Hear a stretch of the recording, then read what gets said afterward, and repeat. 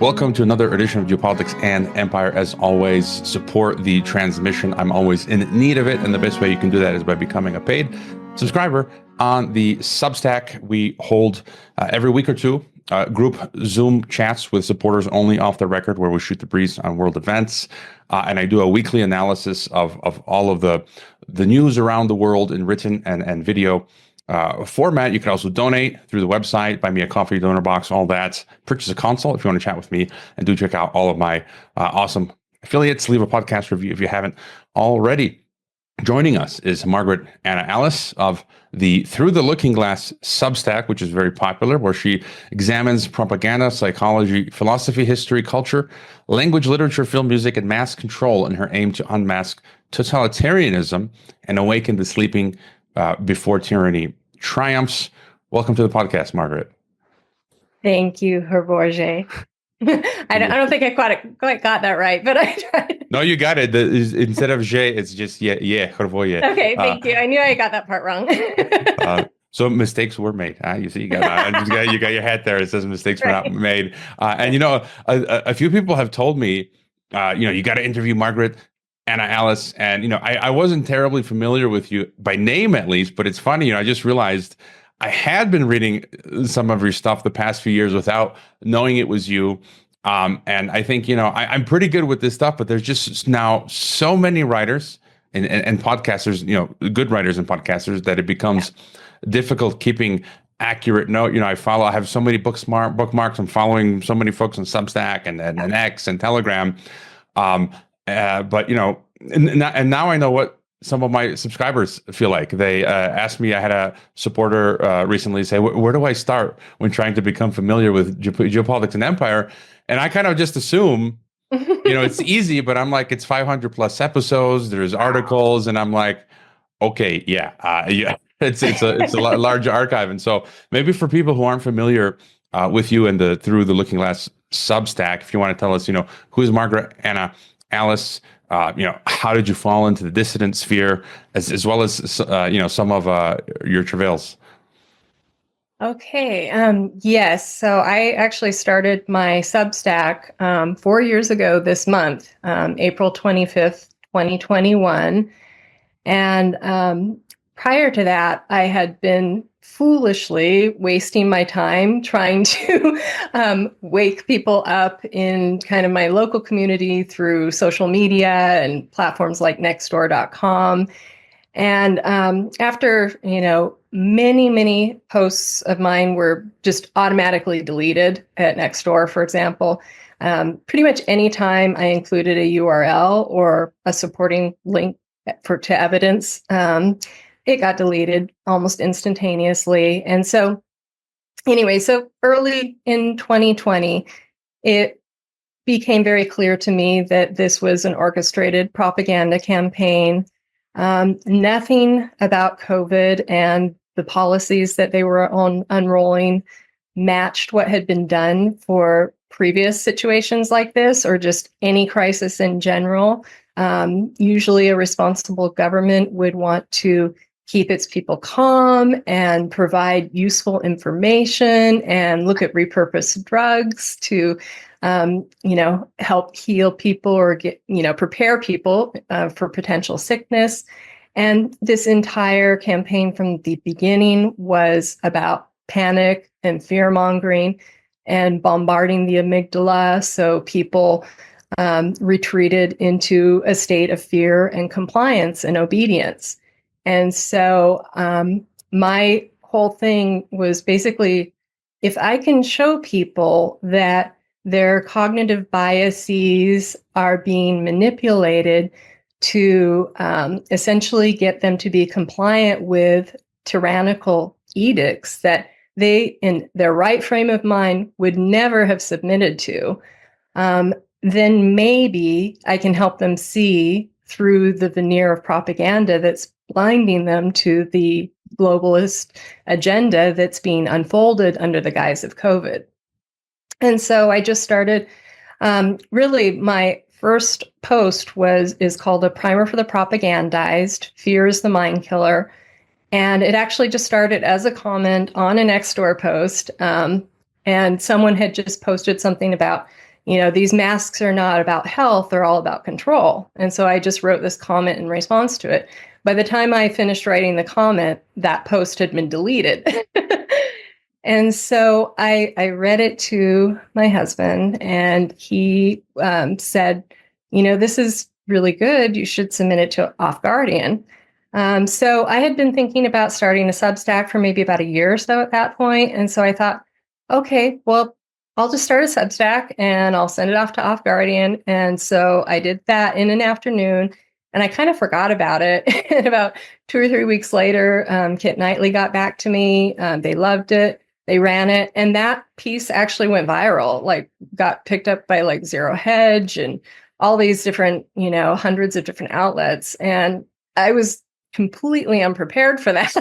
And so I was like, okay, I need to work on my next piece. I had a ton of things that I wanted to talk about, but I just, I was also having to juggle it with work and everything, so I couldn't do it full time at that point. But I just started writing and was getting really good responses, and just people really resonated with, I have kind of a balance between a more logical, evidence-based approach, but also a very intuitive one. My personality type is very evenly split between I'm like INTJ, but also INFJ.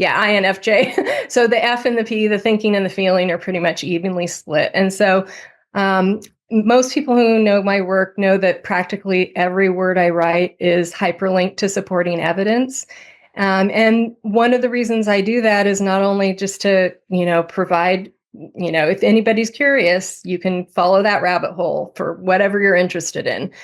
But I'm also trying to show, my homework and how I arrived at these decisions. But I don't want to tell people what to think. I just want to give them information that they may not have been exposed to, and let them draw their own conclusions, because I'm all about encouraging people to practice critical thinking and recover from menticide and basically root out the programming that's been automatically embedded to you from essentially birth, through television, through the indoctrination system called education, and every single piece of, that we're exposed to through culture. Is reinforcing these programming messages that are about social engineering and getting you to shut down your critical thinking and your intuition. So I'm all about kind of reawakening that and just making the information available so people can make the decisions for themselves. Yeah, I had Kit on the podcast a few months back, finally, and they do great work, and they've got a strong readership, Off Guardian. And I think, just like yourself and Kit, he really nails it. Like, he gets to the gist of what's really happening on the planet. And I'm curious, because you mentioned, you're trying to wake people up. Do you, looking back, is there anything you think you would have done differently? Do you think you were successful? Well, at the time, I was a lot more optimistic about being able to reach people who are entrenched in the narrative. And one of the things I have learned over the years, and particularly, I did a dissident dialogue with Meredith Miller, who's a holistic coach, and she's brilliant, and you should have her on.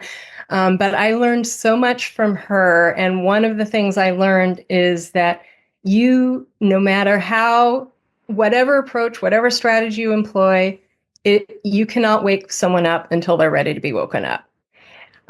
But she said, once they're ready, and once they kind of have that little pinprick of curiosity, she said Substacks like mine are crucial, because that's when they're in the stage of thirsting for knowledge, desperately seeking information to confirm what they intuitively know is true, but essentially had suppressed by the propaganda. And so realizing that, it made me aware that, no, it's not very likely that, someone who completely believes all the propaganda is going to pick up one of my pieces and be automatically converted. But what has been amazing to me is to discover that my readers have been able to use my work to help wake people up. And so they, that personal interaction that I'm not capable of doing directly with all these people, they can take the information that I've presented and use it to connect with people in their own lives. And so just one example, one of my readers told me he took one of my pieces and he sat down with a friend's father, and this man was about to go get his, I think, second booster shot. And he just spent an hour going through my post point by point. By the end of that hour, this man was like totally convinced. And he was like, how could I have been so dumb? How could I have fallen for this propaganda? And then not only that, but he persuaded his wife not to get any more shots. And they persuaded their children and their 9 grandchildren. So it makes you realize that even if I didn't talk to any of those people directly, if my readers take one of my pieces and they wake one person up with it, and then that just has this cascade effect. And it actually is really encouraging and hopeful to hear that.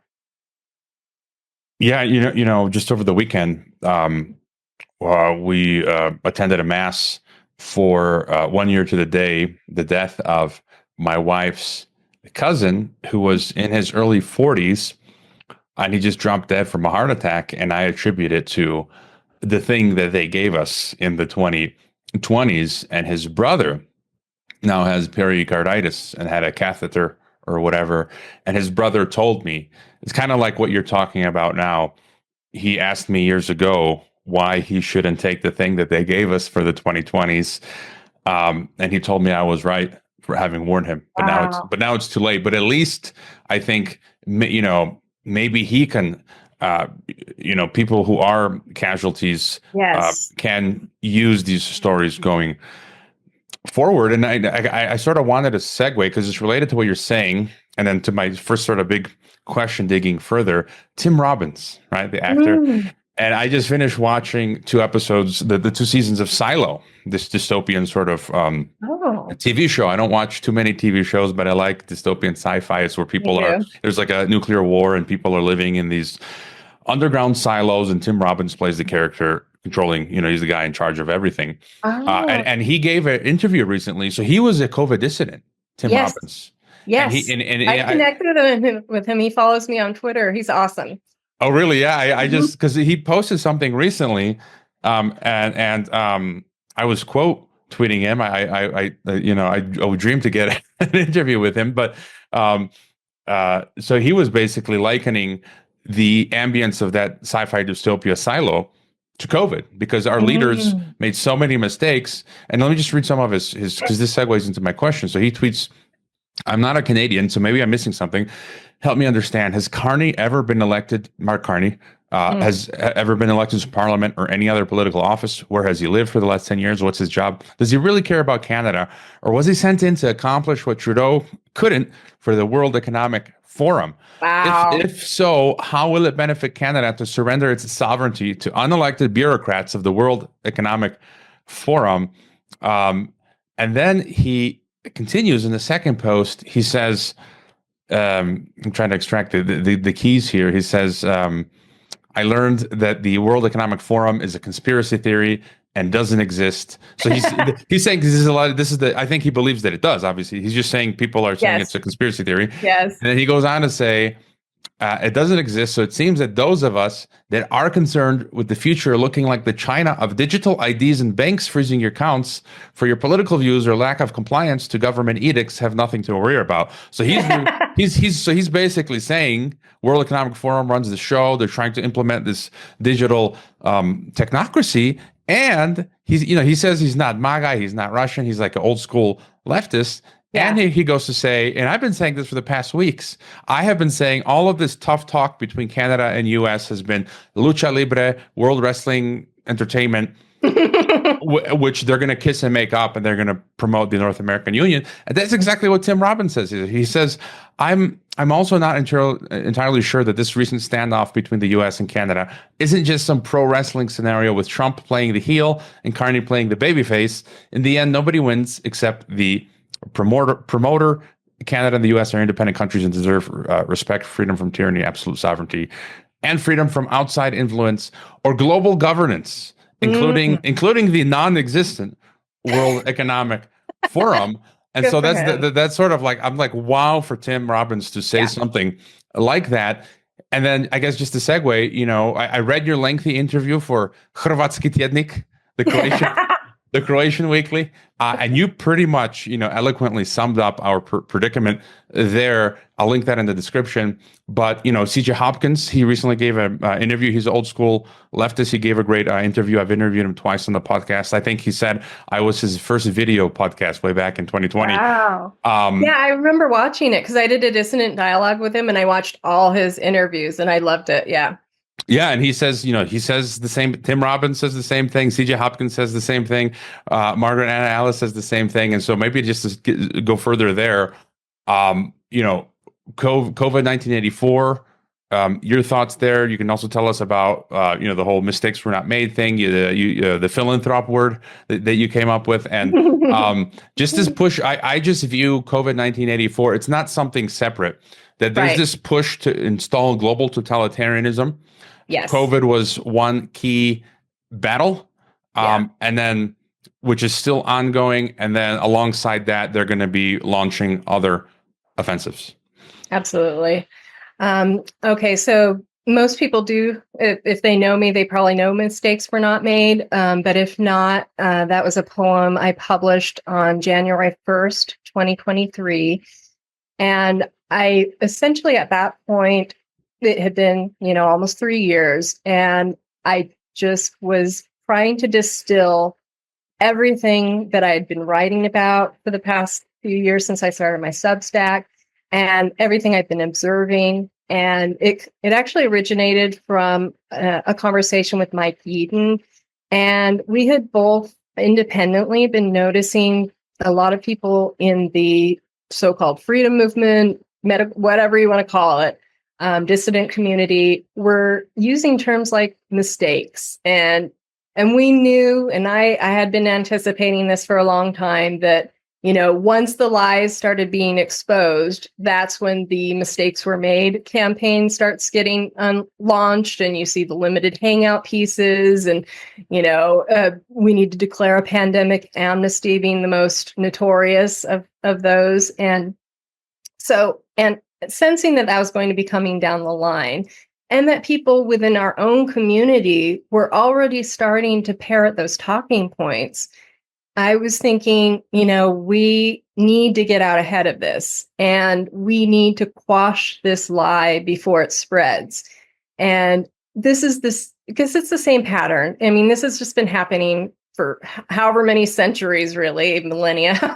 Every time politicians, corporations, whatever, engage in crimes, corruption, atrocities, the lies always collapse. The propaganda, doesn't hold, and eventually people start realizing what the reality is. So that's when they have to come out and do their mistakes were made campaigns. And so I knew that was going to happen. So I said, okay. And this line actually just came to me, which most of my work starts that way, where a line will just come to me, or the first few lines of the poem will come to me, like in this case. And so I thought mistakes were not made. And I was like, okay. And I thought it was going to be an essay at first. So I just started working on it, and it turned into a poem. And I just basically kept just like distilling until it got, I didn't know this before, but later I counted, it was like 333 words. And I want it to be as succinct as possible, and yet cover as every single aspect of the totalitarian global power grab that was occurring. And once you kind of understand that, it's the usual formula of problem, reaction, solution, and the whole Edward Bernays public relations, social engineering, manipulation, where you anticipate, okay, this is where we want people to be. What circumstances and spectacles do we need to orchestrate in order to nudge people to psychologically to get them to comply with this, behavior, these totalitarian edicts that they never would have complied with otherwise. And so that's essentially, COVID was perfect for that. And because it's under this guise of public health. And public health, who could object to public health? And, in most people's minds, they guard their freedom and they guard their rights carefully. But if you put it in the framework of public health where, oh, I don't have a right to make a decision about what goes into my body when it affects the public. So it was really diabolically brilliant to frame this entire crisis this way, because then you get people to voluntarily comply with their own, essentially, destroying their bodies, so that we're making the medical pharmaceutical complex extremely, even more profitable than it already is. And we are taking care of the, I'm trying to be careful about the words that I use so you don't get deplatformed, but the concerns about population that have been expressed by certain wealthy individuals and aristocrats over the decades and centuries. I have a term called philanthropath, and I coined that in my Anatomy of a Philanthropath series in June 2022. And right after that, I was asked to appear on the Corona Investigative Committee. And so I talked about that there, and it immediately went viral. And if you search Twitter for philanthropath, you'll see it's like being used on a daily basis, which in my presentation, I said, if there's anything you remember from this, I want it to be philanthropath, because the people who are engineering our perception of the world through media and all of these manipulative techniques use framing to control our perception of reality, because that's how our brains work. I mean, our brains work with, language and images and these simple phrases that are repeated over and over and over again. So if I can use that same tool to reveal the truth and make those get propagated throughout culture, then that could be very effective. And that's exactly what happened with Philanthropath. Because I wanted people to, every time they see Bill Gates, they think Philanthropath. Every time they say, and so this is what happens every time Bill Gates comes up on Twitter, practically, someone shoots back with Philanthropath. So that's very gratifying. And so, and mistakes were not made as well as being used on a daily basis. Anytime someone claims mistakes were not made, anytime there's evidence of crimes against humanity or intentionality, someone shoots back with that phrase. And so that's kind of, I've been very grateful that people have been picking those up and just running with them. And then I have, like with mistakes were not made, I did. My first video was with Dr. Tess Lori reading it in March, actually 2 years ago, 2023, and that went insanely viral.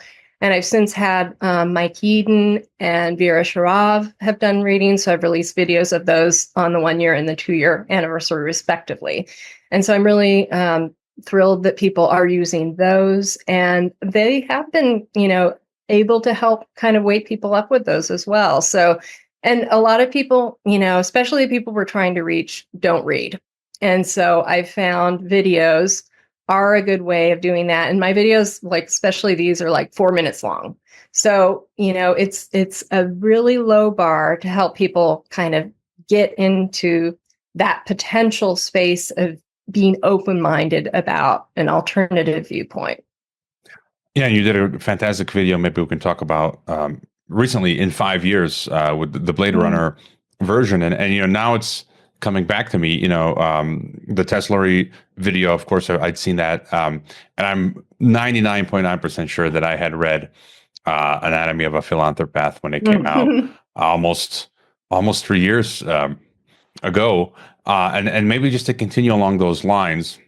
The COVID 1984. There's multiple dimensions here, but given the work that you've been doing, your research, your writing, the people you've been working with, Tess, Eden, and others, from the medical dimension of the 2020 event, just to get your thoughts there. The words that spring to mind, of course, are eugenics, Mhm. democide, Mhm. injunctions to echo Bertrand Russell. Um, this Mhm. talk about nanotech and shedding, and just basically population control. That's one dimension. I think there's another key dimension which I'll bring up, but just on the medical end, what do you think was the goal here? And with alternative media, there's a huge spectrum where some people go to huge extremes of fear mongering, and so I think the answer is always a bit Yeah. in the middle. And so, just your thoughts on what do you think was the goal here? Just one more thing, I've had guests in the past. JJ Cooey, who later turned on me for no reason. I was just being nice to the guy, and he turned on me for no reason. He posited that it's all just the transhumanist aspect that they need a lot of this data for whatever they're doing to input into their AI to see if they can achieve, further life extension and the elites, transhumanism. Just your thoughts, sort of what you think was going on in the medical dimension. Mhm. Okay, so I mentioned my Corona Investigative Committee presentation. The title of that is A Mostly Peaceful Depopulation. And I posited three motives for the COVID-19 84 implementation, and that was profit, power, and democide. And so, like you've suggested, I believe it is a multifactorial agenda. And we have the ultimate goal of being able to have a totalitarian one world government, which is something that has been, they've been working toward for at least a century in terms of the documents that we're able to see. Obviously, longer than that for most likely. But and then there has been the Malthusian depopulationists who, whether or not they actually believe it, they do want to reduce our numbers and not their numbers. What they want is they want to hoard the resources to themselves. And so having the larger population infringes on those resources. But they can't get rid of all of us because they do still need some of us for, even though they're needing fewer and fewer because of AI and robots and all that sort of technology. So we've got that agenda as well. Obviously, the profit one is pretty obvious, for pharmaceutical corporations, but I almost think of that as like a byproduct because the people, and I shouldn't even call them people. I have another term that I coined called Cruelites, which is basically, instead of using their term for themselves, the elites, I call them the Cruelites. Because they really don't see us as fellow humans. They see us as you've said in the past, the unwashed masses. And, they'll use some of us for their purposes, but the rest are just in the way. And it particularly becomes difficult to corral when you have too large of a population. So you have to do the culling. And then, the people who aren't outright killed are then become a source of ongoing profit for the medical pharmaceutical complex because you have all of these people who are suffering from injuries. And I also released another video recently called Lament of the Vax Injured. And it's read by Cody Hudson. I'm not sure if you're familiar with him, but he was a 21-year-old college student, very healthy, going to the gym multiple times a week, running, got his first Pfizer shot and then another one. And then he had a stroke within a few weeks. And then he ended up having multiple strokes. And he's developed all these different conditions. And he now has a terminal condition called antiphospholipid syndrome. And his mother, Heather Hudson, writes a wonderful Substack called A Mother's Anthem, where she's been documenting his journey. And she is actually one of the most knowledgeable people in the world about lipid nanoparticles. And she's written peer-reviewed papers about that, as well as vax-induced deaths, autopsy reports, and injuries. And so, she is working on something called Cody's Law in Florida. And the idea is that people who are vax injured, they would have their Medicare and Medicaid claims expedited so they could get immediate medical care. Just like any, cancer patient, they get compassionate care.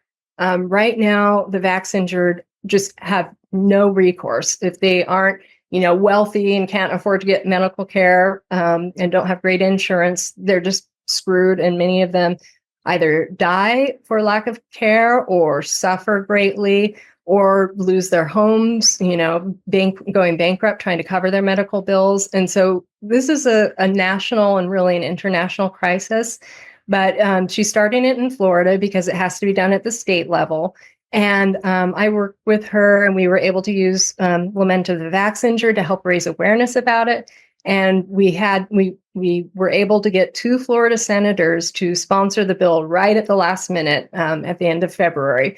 So now it's moving through committee. It's in a very precarious state because it can be killed in committee before legislators get a chance to vote on it. So we're continuing this fight, and we have, I think maybe 40 or 50 more days to hopefully get it before the legislature so they can vote on it. And we need all constituents, even if you're not in Florida, we need people to put pressure on legislators to pass this. And so once it's passed, hopefully in Florida, it can also be replicated in other states, and even other countries are looking at this. And the important thing to understand is this doesn't create a new tax burden, because there's a lot of misunderstandings about that. And because it simply expedites existing Medicare and Medicaid claims and allows the vax injured to access their medical care immediately. Sorry, I kind of went on a tangent there, and I can't remember what else you were asking about. No, just what do you think is important when it comes to the medical dimensions of this first offensive of COVID? And as you mentioned, the Cruelites, you mentioned it was to make money, but I also think part of that is actually theft, wealth transfer from the plebes, which is a form of depopulation, because later people become, they lose their homes, they become, suicidal, what do you call it? Famine. They don't have enough money to feed themselves, and they die slowly. I think infertility is also one issue. So people who survive have fertility issues. So that's more of the same. And any thought on this shedding stuff? I spoke recently with a biologist who sort of dismissed that, and they said, she mentioned these what do you call it? The lipid nanoparticles, right? And that go into the cells, which otherwise wouldn't be able to be done. So they said, why would you need to be injected then? And any further thoughts on further fallout when it comes from the medical angle? I've done a little bit of research on shedding, and I haven't been I've collected a lot of information, but I haven't delved into it deeply. My understanding, at least from the information that was available at the time that I was looking into it, is it tends to be just within hopefully the first few weeks, maybe months, that people are shedding, but over time that diminishes, hopefully. But this is all just a giant medical experiment. So, there are people who are still producing the spike protein, years after having gotten injected, because there's no off switch. And so it's really hard to say what are going to be the long-term implications, both for, it's pretty obvious that the people who got directly injected are screwed, except I want to say, even if you don't give up hope, because there are all kinds of breakthroughs happening in terms of detox protocols. And that's another reason I feel it's so important. You mentioned your friend who is just starting to realize it. It's not too late, because there are things coming out. There are things like chlorine dioxide, different nattokinase, different supplements you can take to help with that detox. And people are having great success with those. So it's just a little bit of an aside. But as far as people who avoided getting injected and how we're going to be affected. It's hard to know, but I would say it wouldn't hurt to take things like nattokinase as part of your daily supplement regimen. I do that just as an extra precaution, and it's good for your health in general anyway. So I think we all need to be aware that potentially we are maybe all on the same boat, except just to different degrees. But we need to be empathetic to people who were essentially duped and they thought that they were doing the right thing when they got injected. I know a lot of people don't have empathy for them within our community. And I find that really sad when like they'll respond to my poem, Lament of the Vax Injured, with, criticism of those people. But the vax injured really are our greatest allies in the fight to wake people up, because they were on the other side before. They believed the propaganda, and now they are living testimony to the lies. So. Yeah, and I would argue also. I was talking about this with a Mexican old friend that we came across the other day, an older lady and former coworker, and she's Christian, so she's aware of a number of the things we're talking about, but at the same time, not where she was injected. And I know plenty of people that took the thing that they gave us in the 2020s and are perfectly fine. And I think this goes back to what you said earlier. They can't get all of us, and it would be too obvious. So I think there was a percentage that were hit, and then a larger percentage that got saline or placebo, and they're perfectly fine. So it's not like, someone who's listening, they got the thing and they're fine. It's most likely that they got the innocuous injection and then they're okay. Or as I mentioned, my wife's cousin who survived, he's got visible effects now of pericarditis and stuff. So you got people who are gone, the people who have issues now, and then the people who have no apparent issues. And I thought I'd just bring up, I posted this on my feeds, the famous Croatian tennis player Goran Ivanišević, who was the former coach of Novak Djokovic, and he was giving an interview to Slaven Bilic, who it's funny. I have just a funny anecdote. Slaven Bilic was on the 1998 World Cup Croatia team, where we got second place in 1998. Famous Croatian coach. It was like back in 2004. I spent a month in Toronto, and I was at a club with some Croatian Canadian friends, and Slaven Bilic was there. And because I don't follow sports at the time, I didn't even know who he was. And I'm standing with my friends, and they're talking to Slaven, and he hands all of us a beer. So technically, I can say it was a Heineken. Slaven Bilic bought me a beer. But in this clip that I posted, Ivanišević says about Djokovic that Djokovic was willing to sacrifice his career for the vaccine, the very vaccine that everyone is now saying caused so much damage, and where they locked us up like sheep for 3 years and brainwashed us. And it was interesting to hear Goran say he took it, and he's apparently fine. And so again, that was just I thought it was interesting, and maybe the digital dimension. Now, I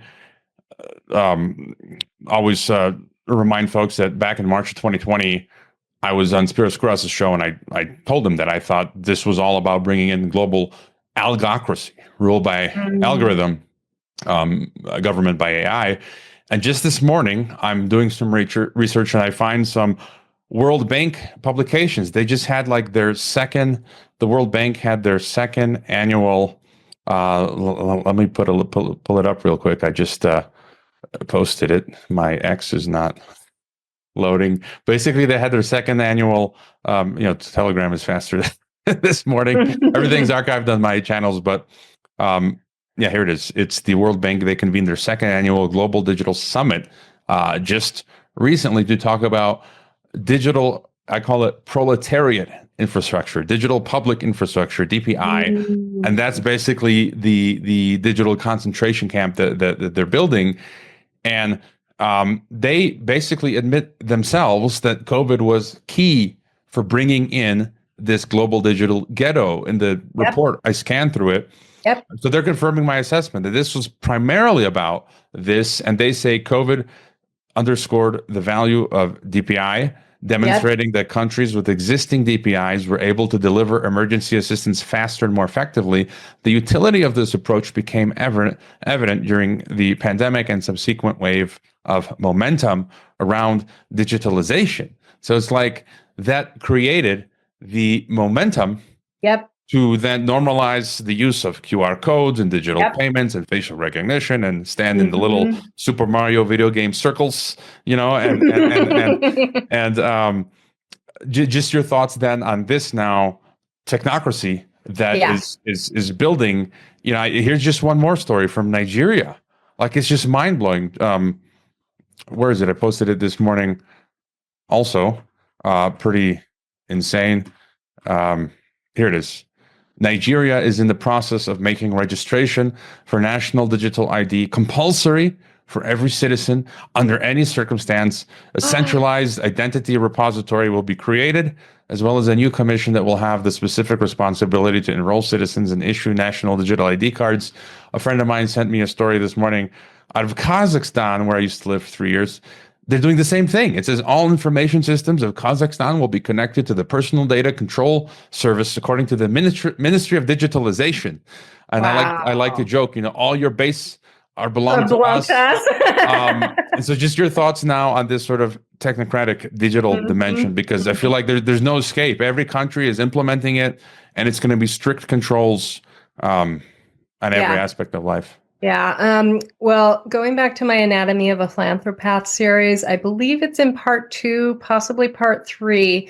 I include quotes by Yuval Noah Harari that are essentially exactly what you just said, where he outright, blatantly, without any shame, says COVID is what gets people to comply with biometric surveillance. And he essentially says that this is a totalitarian dream come true.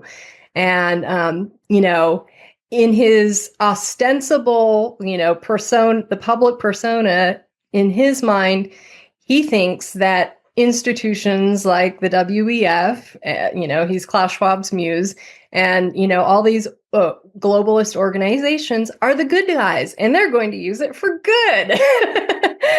But, he recognizes, and he even, overtly states that someone like Stalin, totalitarian dictator, this could enable them to essentially, if someone has this under their skin, they can be surveilled at a biological, neurological level. And so you can no longer, those old movies, are you hiding Jews under the floorboards type of thing? You can't, as a dissident, pretend that you are complying to get out of a bad situation. They will know by measuring your biometrics that you're anxious, that you're fearful, that, you're watching this dictator speak on the telescreen, and you're there monitoring your reactions to see whether or not you are a compliant citizen. And so the potential of this is horrific. And we have in America, we're looking at the implementation of Real ID. And they have actually, that was instituted way back in 2005. They started that was when the act went into effect. They haven't been able to, implement it yet because there was resistance on both sides of the political aisle. In fact, there were more outspoken people on the liberal or leftist side about the dangers of Real ID going up until up and around 2020 or so. They stopped criticizing it. But you realize, these are the sorts of technocratic intrusions that people would not normally submit to. So again, they have to create these crises to manipulate people through fear in order to comply. And, we're basically looking at, unless we collectively say no in the loudest possible way, they are just going to keep infringing. And they're basically going to say, You can't access your bank account without this. You can't do this. You can't buy groceries. Every single thing that you need to survive, they're going to start requiring these sorts of things for. So we need to stop it in its tracks before they even progress to the next level. So I wrote an article called The Politics of Disobedience, where I was talking about the need to oppose real ID. And I don't think people, normies hear digital ID and they think, oh, it's just a more convenient way of, an ID card. And I've had conversations with people I know, in the community where, they thought it was just because one person, I actually have to get my driver's license. So this is a personal side note, but I was getting together with a friend. She said, oh, make sure you get real ID. And I was like, no, I'm not going to be getting real ID. And she was like, oh, how come? And so I actually explained to her, that this is essentially a way for them to have totalitarian control and to be able to control your access to certain things, even though it seems convenient and innocuous at first. The power that it gives the government to surveil and control your access to things is too great to even allow it to occur. And, she and her husband were open to that. So at least, we need to be talking to people, just in our communities about this, because, they just, all these little things, they just think, oh, this is just another thing I need to check off. They don't realize the dimensions of it. Yeah, I haven't really brushed up yet towards sort of a do or die moment. At restaurants, some of them have QR codes, and again, I really haven't had that hardcore moment. During COVID, I had one of my listeners from Canada. Was a family. They were down here, and they took me out to lunch, and I literally didn't have my phone. I went to the restaurant to meet them without my phone, and all they had were QR code menus. Wow. And I tell the waiter, I'm like, can we have the menu? Well, no, you have the QR codes. I'm like, I don't have my phone. We don't have our phones. And they're like, you have the QR codes. I'm like, did you just not hear? Am I scanned with my hand? Like, we don't have our phones. How do I scan? Like, it's just unbelievable. But but I think pretty soon, you mentioned real ID and license, driver's license. I think it'll get to a point where pretty soon, if you want to get a driver's license, renew it, or get your first license, it's going to have to be the real ID option. They're going to do that. I can see that coming right now. Where here in Mexico, I have the CURP, which is the population registry number. Like, it's so in your face, the actual name, what they have. Each citizen has to have like this population registry number. This was developed in the late 90s. Under a president who I think was actually a CIA agent. But now they say next year it has to be biometric. So I think I might have, like, in the future, they're going to be, look, you want to do anything? You got to do this. And if you don't, well, you can't do nothing then. You can't renew your passport. And so we're getting close to that moment. And I did want to ask you about, because you're, in the U.S., Trump and all that. And here's just a few recent quotes that I shared that I thought were interesting.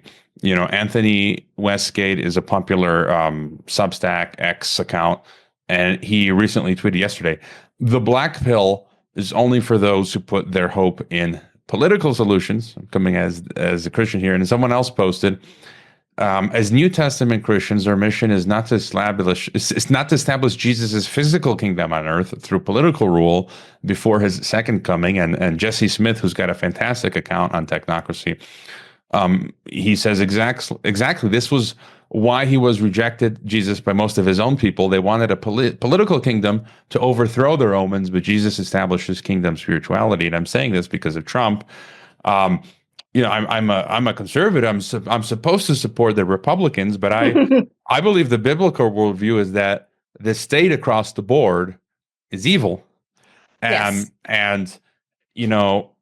as much as I would want to support the Trump administration, I cannot but help but see it's literally carrying out the Antichrist system. Peter Thiel, who's involved with Palantir, CIA, Bilderberg, PayPal mafia, just all of these folks in the administration, the Howard Lutnicks, Trump, Mr. Operation Warp Speed, and what you were mentioning earlier, where are, arrests, investigations? COVID's forgotten. RFK Jr. is now having steak and shake burgers with Sean Hannity. Like, oh, forget. It's like he had what's that movie with the Will Smith, where they erase your Men in Black, right? Right. Memory's been erased. And so, do you have any thoughts on the Trump administration? Are we winning? As Alex Jones says, World Economic Forum has been defeated. Elon Musk is winning. Thoughts on Trump and all that? Yeah. So I think first of all, I should say I am a former liberal, lefty, progressive, who voted for Bernie. I was a Bernie bro in 2016. I was all on board because I was for the people, and I was against the rulers and the corporations and all of that. But then I gradually realized that all of these values that I held dear were essentially, being quashed by the actual Democrat Party. And everything that I thought that they represented, they were the opposite of. And so that's when I stopped calling myself a progressive, a lefty, a liberal. And I think a lot of people went through that same transition when they started waking up to the insanity of wokeness and the indoctrination that's occurring in schools. All these different things kind of happened at once. I think the mistake that a lot of people who are in that situation when they find themselves politically homeless make is that they then just allow themselves to be corralled into the other side. So we basically have, you've probably seen the meme where you have the sheep and, you have two different gateways they both lead to the slaughterhouse. And so one is, appears to be, more pro-freedom, more, pro bodily autonomy, that sort of thing. Well, actually, that gets tricky with abortion versus vax injections. So you have it on opposite sides. But anyway, I kind of went through this process where I shed all labels. And once you shed those cognitive labels, you are much more able to see through the propaganda, no matter who is propagating it or speaking it. No matter, if they're a politician, they are almost certainly corrupt. Doesn't matter which side of the aisle they're on. And everybody has to play the game. If they're part of that system, they have to play the game. And part of that game is a lot of stagecraft, is a lot of psyops, is a lot of things basically to make it appear like they're, this side is fighting for your rights and fighting for good. And, I always say I give credit where credit's due. So, first day, Trump did sign a lot of executive orders, banning federal censorship. Props for that. Great. Of course, it was already in the First Amendment. Just respect the fucking Constitution and we'll be good. But anyway, I will give credit where credit's due.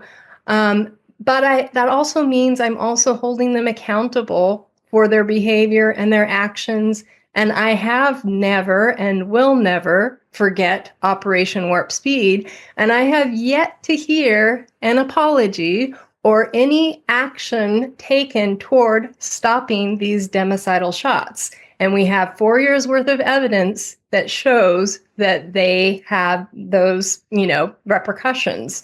And so essentially, I'm not interested in playing the game of politics. It's just so transparently artificial to me and a way of manipulating people's in-group and out-group biases.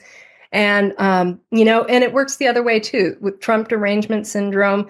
Essentially all you have to say is Trump is for this and you have this army of people who are against it, whatever it is. I in my essay, I think it's called Letter to a Scientifically Minded Friend back in November 2021, I basically said Trump derangement system is like this turnkey system that they use to manipulate people. On the other side, you have the pro-Trump people who have their own kind of, the super enthusiastic one have their own derangement type of syndrome where they are coping to an astronomical degree in coming up with stories. I mean, I heard this one that I couldn't even believe that people believe this, and it's being propagated by a lot of people. But basically, they say he had to do Operation Warp Speed to save us from concentration camps for 10 years or something like that. Have you heard that? No, but it's just, 5D chess, all this stuff. And I know. at this point, it's like 12D chess. Yeah. On my Substacks and X's, I've been getting a few commenters. And I like how you put it. It's like on both sides, it's derangement syndrome, both sides.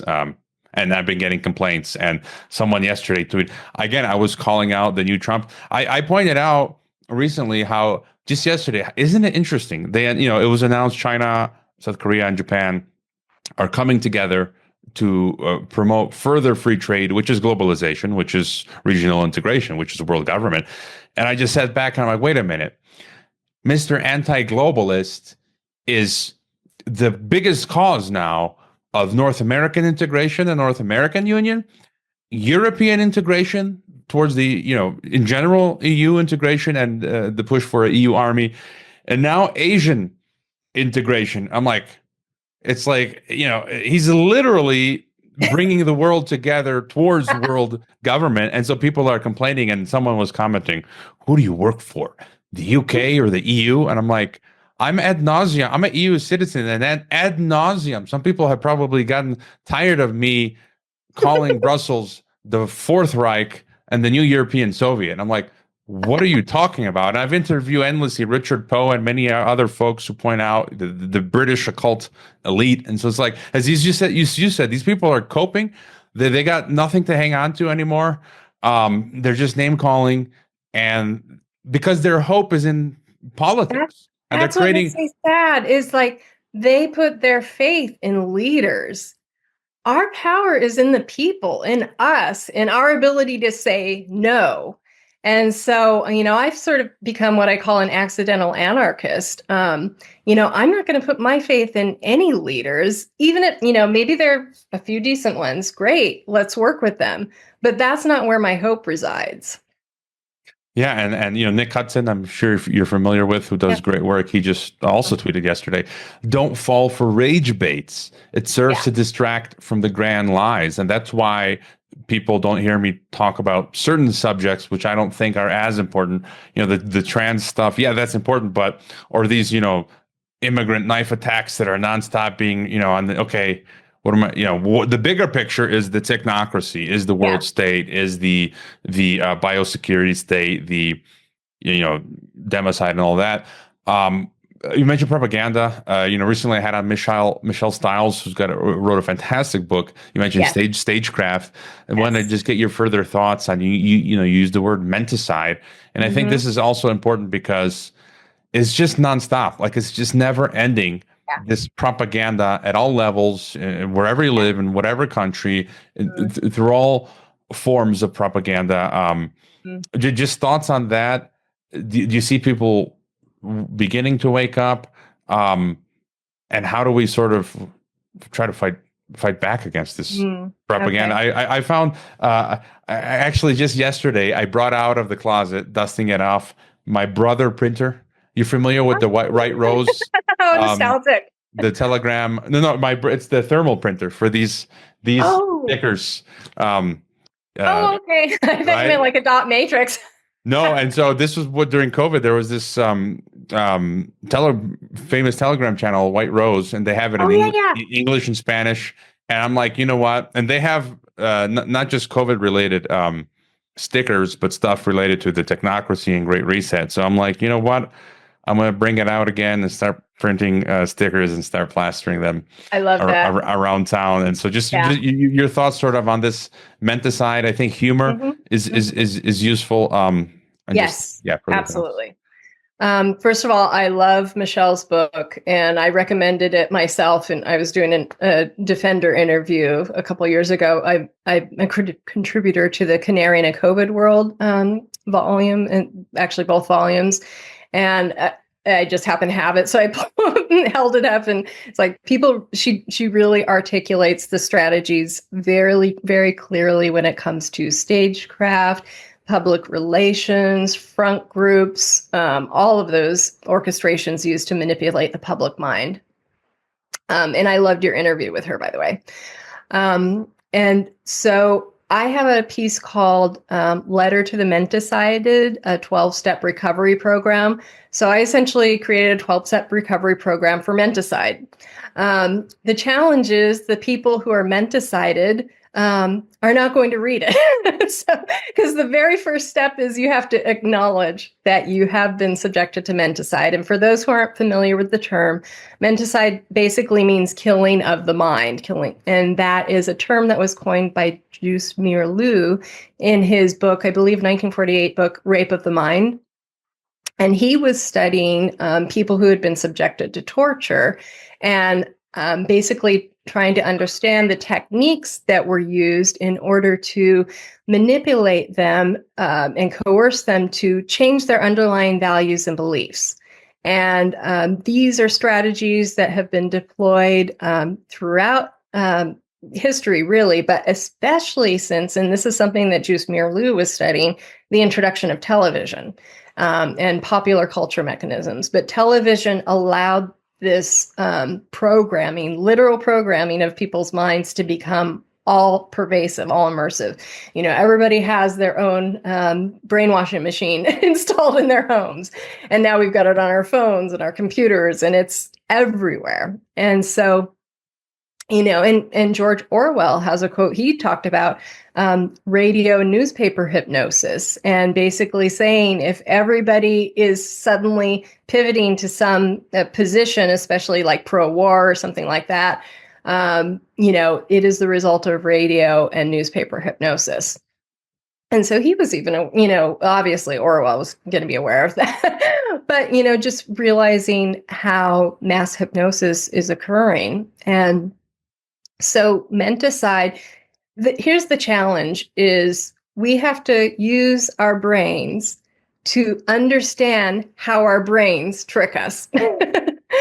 And so it's a very meta thing. But once you become aware of these cognitive biases and how your own brain, even outside of any influence, will often use shortcuts and, you know, rationalizations and do things that are actually very illogical to get you to believe something, you really have to start becoming aware of how it operates. And something I'm actually listening to the audiobook for The Master and His Emissary by Ian McGilchrist. I'm not sure if you're familiar with his work.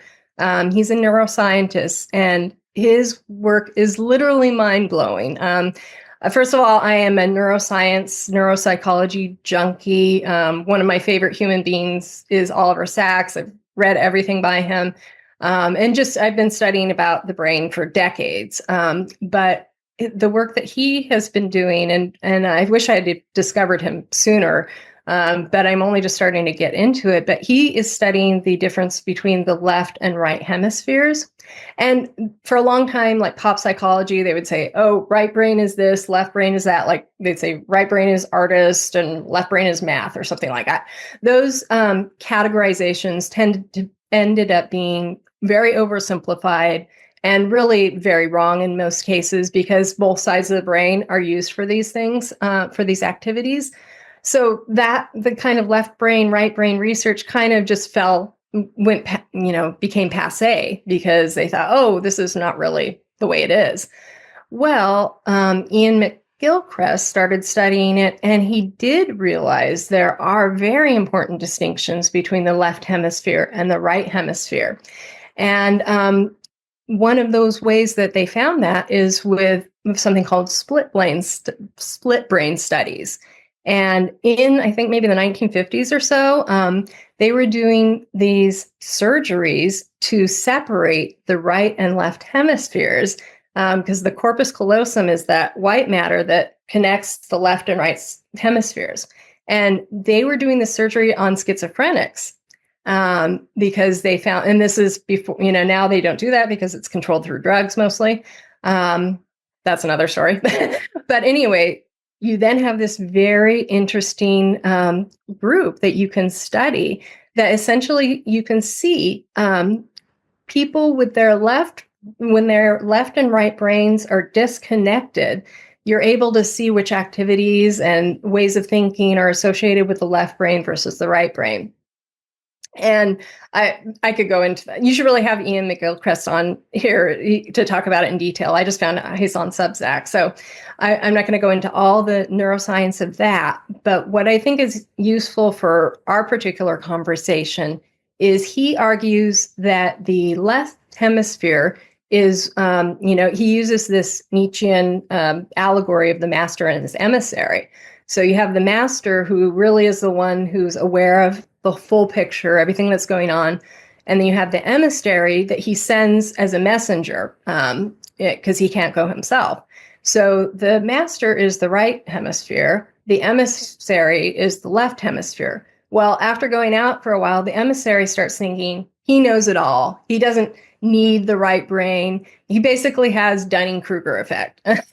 And so he starts thinking, oh, well, I can do this myself. I don't need the right brain. Well, the right brain is the one who has this comprehensive view, whereas the left hemisphere is this very narrowly focused, kind of myopic approach to thinking. And because of that, it will make up like crazy rationales for something like for people who had brain damage to their right side, and they might feel like one of their limbs is not connected to them. Like they say their arm, it's like, that's not my arm. Oh, that's my mom's arm. And it's like, well, your mom's not here. Why is your mom's arm here? Oh, she left it behind or something. It's like when their right brain isn't functioning, the left will make up these ludicrous things. And it's really actually quite funny and fascinating to study these examples. So Ian McGilchrist argues that left hemispheric thinking has come to dominate our culture and our society. And that's why we have so many people kind of focus myopically on these really crazy notions and getting into this, cult-like thinking. And it's really difficult to persuade them out of it because it's not logical. Even though the left thinks it's so logical, it's not actually deploying critical reasoning. It's not seeing what, the right brain is capable of seeing. And that's more of this holistic gestalt, seeing all the different pieces and how they fit together in a whole. And really, the work that you and I do definitely tends to be more of right hemispheric work because we, like you said, are looking at the bigger picture. And we're not just focused on these little, idiosyncrasies that are instances of what we're concerned about in the larger view. But you could focus on all these little mosquitoes, or you can, put a canopy over it and contain all the mosquitoes instead of just fighting one at a time. Yeah, I think, I'm just naturally attracted more to people who see the broader picture. And I think that's one of our issues with our lovely friends, families, neighbors, acquaintances who I refer to as the NPCs, or I guess we still love everyone, but I've had passed through town recently a few folks who I've previously interviewed or been on interviews with. I tell my father, I'm going to Croatia this summer. I'm like, I want to go to Geneva. I haven't been back since I graduated. He's like, for what? And I'm like, for intellectual stimulation. I want to talk to some of my former professors, Alfred Desayas, who's been on the podcast, or I want to go to Serbia. I've never been to Serbia. And he's like, why do you want to go to Serbia? And I'm like, well, I know a few Serbs who are intellectuals, and there's some foreigners like out there as well that maybe I can do podcasts with. And I need that intellectual stimulation, with people like yourself who we want to discuss the most important topics of the day. And I did want to ask you as well about geopolitics. You mentioned it in your interview with the Croatian Weekly. Just what are your thoughts when it comes to what's happening geopolitically? I know perhaps it's not exactly your forte, but I think back to what we started with Kit Knightley and Afghani and some of the stuff that they've put out, how what's happening geopolitically is like what I said earlier. It's the next offensive, right? We had COVID, and then, right away, what do you know? Ukraine.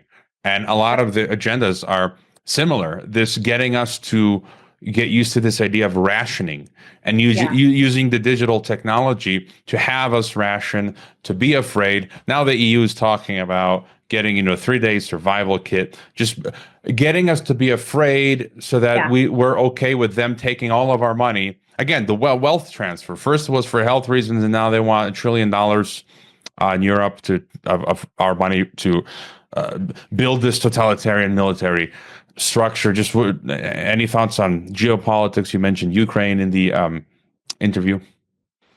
Right. I believe, is it a Heinrich Himmler quote? I can't remember for sure. I have a consequential quotes, the series, and I did one on war. And you basically, maybe no, it's not Go Rolls. Anyway, I think it's Himmler. An ordinary person is not going to be gung-ho to participate in war, to go, sacrifice themselves or their loved ones for this nation's cause. So you have to use propaganda and fear tactics to manipulate people, to drag people to the bidding of the rulers. And, essentially, and Aldous Huxley has a brilliant essay called Words and Behavior. And I did another consequential quotes on that as well. But he basically outlines how leaders manipulate people to essentially hate people who are their peers, just, in another nation or whatever, by dehumanizing them and basically creating these paper figures for people to hate instead of seeing them as flesh and blood human beings who are just like you, who are just trying to struggling to survive. And really our common enemies are these rulers who are essentially pitting us against each other. And so you can look at specific situations like Ukraine or whatever, and basically argue the specifics of that. But the patterns are always the same. And it's really always these, philanthropaths, cruelites, tyrants, coming together, banksters, and essentially using these nations to play out their games in order to gain profits, to achieve their depopulation agenda, to, achieve all of these strategic goals. And then they just use people, they use jingoism and patriotism to trick people into killing their equals in other countries. So I'm, pro-peace, anti-war across the board. Anti-democide, obviously, but also anti-genocide, which is, playing out in Israel against the Palestinians right now. And it's, one of my dearest friends is Vera Sharav, and she's best known as a Holocaust survivor. Everyone always refers to her as that, but she is one of the most passionate people about decrying the Gazan genocide, because she has seen this. And, she was a child when she was in a concentration camp, and she knows what these children are. She empathizes with them profoundly and what they're going through and how they're being dehumanized. And basically she's calling out the crimes against humanity being committed by Israel. And it's a very precarious position for anyone to be in, but she feels, because of her historical role, she is obligated to call out these crimes. And a lot of people and organizations are afraid to touch it, which is really sad. And, especially, we've talked about this a lot, like pretty much any organization, once you have donors, they control your messaging, even if you're doing good work. At a certain point, you start their messaging becomes more and more narrowed to whatever the donors are, wanting them to focus on. So anyway, I kind of got off on a little bit of a tangent there, but essentially, anytime the media, whoever, governments are trying to persuade you that war is the right thing, they're doing it against your own interest and for their interest. Yeah, and I just wanted to mention as well what you I love your terms. Again, I love how you mix analysis, the intellectual with art, which I think is very necessary. We can't forget music, poetry, film. You've been talking about that recently, and I think we need all these dimensions of the human being. And I forgot to mention there was a fantastic piece on George Orwell's son, Richard Blair, Mm. published by The Guardian. But still, nevertheless, it was interesting. I read it yesterday, and it says, whatever his shortcomings as a man, Orwell was a literary giant who dedicated his life to exploring the weightiest of subjects, tyranny, war, and poverty. Perhaps the most remarkable thing, considering his prodigious output, is that he did so much and wrote so much in so short a life. And it talks about his son, and also your post on Letter to the Menticide, 12-step.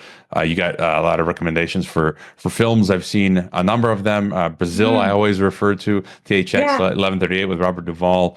I still haven't seen the movie 1984, and I'm going to be watching that this week. Oh, Network. you must.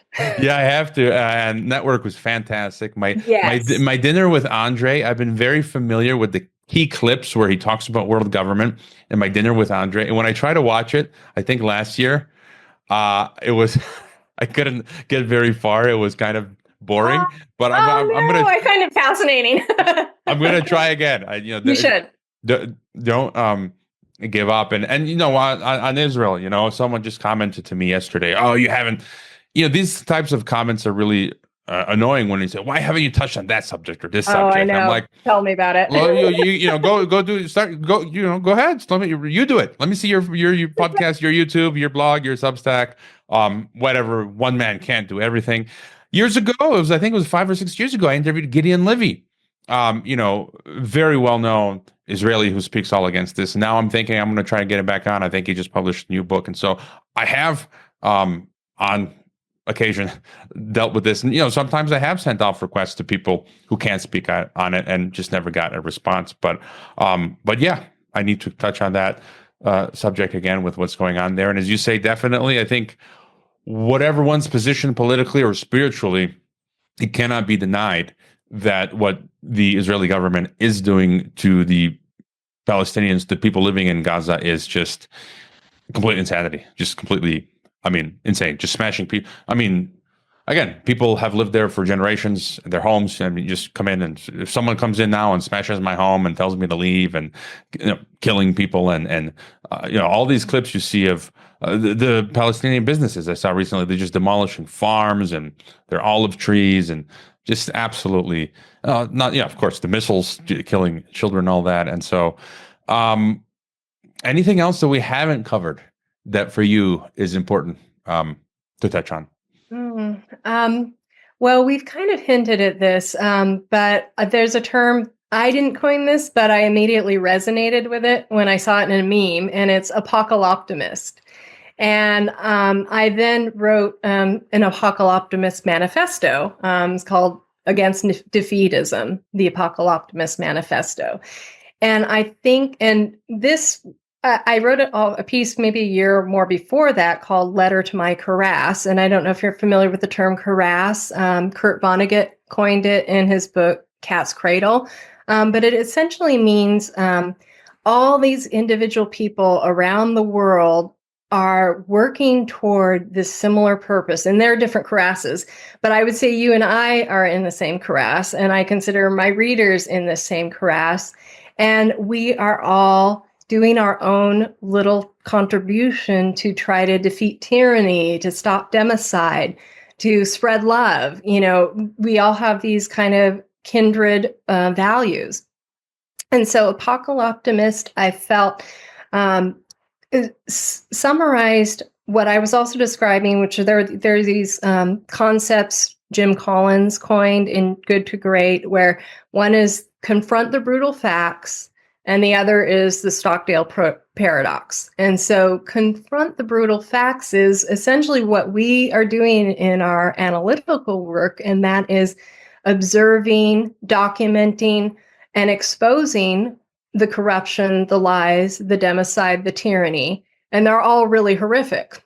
So that's the confront the brutal facts. But the Stockdale paradox is to basically have the attitude that even though these horrible things are happening, you have to, in the end, ultimately believe we will prevail. We will prevail over this, diabolical agenda. Love will conquer hate and fear. And so I feel like apocalypticism encapsulates that spirit. And, whatever your position, if you recognize these awful things are occurring, anyone who has this defeatist attitude, they're going to lose from the beginning. It's like, no matter, whatever the odds, we have to hope that we will ultimately prevail, or there's no hope. And this is how, and the reason Jim Collins used Stockdale is Admiral James Stockdale was a prisoner of war during Vietnam. And the way that he endured, 7.5 years of torture was to believe that in the end, he would escape, he would get out of this, and he would survive. And he did. And we always have to maintain that long view that in the end, we will be okay. We're going to conquer this. Yeah, and it's coming back to me. I know I read your post on the apocalyptimist. You had one on memes, and I distinctly recall that image. And you're right. Like for me, that's I'm on that frequency. I'm on that frequency. I recently had 7Cs on. We talked briefly about this idea of black pill now, where he rightfully said, and he wasn't the first to say that if we were truly black pilled, I wouldn't be getting up every day and doing podcasts, and for me, just doing this is an act of resistance, which is an act of, trying to push back against the beast. And so, and I go back to earlier, my solution is not, like my recent guest, Justino Carneiro said, I believe in spiritual insurgency. That's my solution. If you don't like that, don't call me black pilled. I'm white pilled. You don't like my white pill. Okay, that's fine. Get your own, but don't call me black pilled. And I would more precisely, as you said, I can never get the apocalyptimist. And the Stockdale quote, I think I had come across that previously or through your post, and he really nails it. I couldn't find the actual quote from Stockdale, but it just it's in letter. I have one in Letter to My Cuirass, but yeah, you don't have to find it right now. But it was really, Stockdale's quote was amazing, and he said the optimists didn't survive, which goes back to what we were saying earlier with these copiumists, these hopiumists in the MAGA crowd and elsewhere who Cypher in the Matrix, right? They want to go back to the blue pill, pretend everything's fine because they cannot handle and it's, some people can't. They cannot handle the level of evil that we are up against, which is metastasizing globally. We've never seen this in the history of the world. Things are just moving forward. And there was a story long ago. One of my friends and classmates in Geneva was an American. He told me later, when he went back to America after Geneva, he had a friend who was a normie who he red-pilled him. And this normie friend went down the rabbit hole and woke up, but then sometime later had an actual nervous breakdown. Wow! And he couldn't handle. He literally was like the Matrix. I think this also happens to people. It's not just a metaphor in a movie that they go back to the blue pill because they just cannot handle this knowledge. And so you can't confront the brutal facts. It's tough. I mean, it really is tough psychologically if you don't have some rock to cling on. You're gonna go mad. Any other thoughts? Any thoughts on? I always like to ask my guests, how do we survive the Hunger Games? Any thoughts on what to do to fight back? Or I also think it's important to make personal preparations for the hard times ahead. Yeah. Well, I think it comes down to resilience. You have to have, like we were just saying, not everybody has that, but You have to have courage. You have to have resilience. You have to have strength. You have to have humor. And this is something, you touched on earlier, but I think it's absolutely vital. And, I love Irish literature. And so, looking at the history of Ireland and Britain and the oppression that the Irish suffered for centuries, they used humor and satire and art to resist their oppressors and to expose the corruption. And, eventually they came out, they were always, resilient. No matter how much they got beat down, they're going to bounce back. And you said this in your interview with Michelle Stiles, where you can't nobody can insult you because as a Croat, you've been subjected to that from your youth, essentially. And I think that's something that's missing from younger generations these days because they have been raised by helicopter parents. And the parents are depriving them of the opportunity to learn and establish resilience by overcoming obstacles and adversity on their own. And so that's one reason that I feel like, one of the things that younger generations especially need to learn is, principles of stoicism, and learning that they essentially you focus on what you can control, and you don't despair, when you're faced with all this adversity and obstacles, and you just have developed this inner strength and this ability to overcome, these stoic challenges. And you even can see them as a game. And I wrote about that in a post called My Year of Stoic Challenges in December. And there's a book, I can't remember the author's name, but it's called The Stoic Challenge, I think. And you basically say every time you have, whether a little challenge or a big challenge, if you see it as a challenge from the Stoic gods or whatever, and it's like they're playing games with you and you can laugh at it. And even if it's a horrible situation, if you are able to laugh at it, you still win. You still have that ability to overcome. And that humor is absolutely essential to resilience, I would say.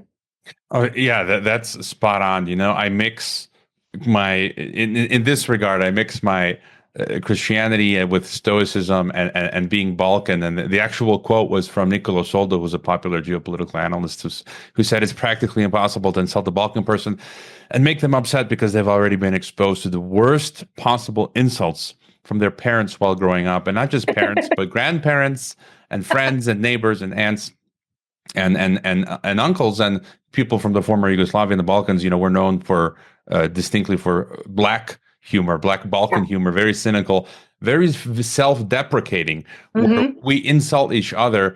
And some people would say it's racist, but they don't understand the cultural context. We'll make fun of Serbs and Bosnians and other ethnic groups, but we also make fun of ourselves. It's just, it's that fun and pointing out the difference between ethnic groups, but in a lighthearted manner. And it's funny being here in Mexico, it doesn't translate as well to Mexican culture.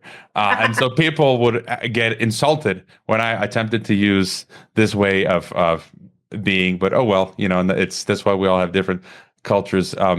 Really fascinating chat. Margaret, if you got any other final thought, and then let us know where people can find you. You're on X, on Substack. In your Substack, you got your links to your Facebook, your YouTube. If I haven't already, I'm going to make sure I'm going to go subscribe to you everywhere on your channels. Well, first of all, I just want to thank you for this conversation, and I really enjoyed it. And I think these are the sorts of things we need to be having, not only in podcast format with people in our communities, because, one of the things that COVID-19 84 was about was disconnecting, isolating, and that is a torture technique as well. And it also prevents us from adhering to our intuition, because just going off on a little bit of a tangent, but I just remembered I have a piece called "Are You a Good German or a Badass German?" And I talk about different, the Stanford Prison Experiment, the Milgram Obedience Experiment, but then also the Asch Conformity Test. And in the Ash conformity test, I'm not sure if you're familiar with that. So that basically everyone in the experiment is in on the experiment except for the test subject. And basically everyone is given these different lines, and they say one line is actually shorter than the longer line. And the test subject knows this line is longer, but because everyone else is saying the shorter line is longer, he goes along with it. And that's what happened during COVID. And only, this tiny percentage of people are brave enough to stand by their principles and their values and speak what they know is true, even though everyone around them is chanting the lie. And it was in the experiment, when a second test person was brought in, and he basically said he knew that this was actually the longer line. So when the test subject saw that this other person saw what he saw, that gave him the courage and strength to stand by his beliefs and to speak out. And, obviously it's best if we can just do it by ourselves, but it is these connections where we say, oh, you're seeing this? Oh, I'm seeing this too. Let's speak about this together. Let's not be silent, because that's how tyranny happens.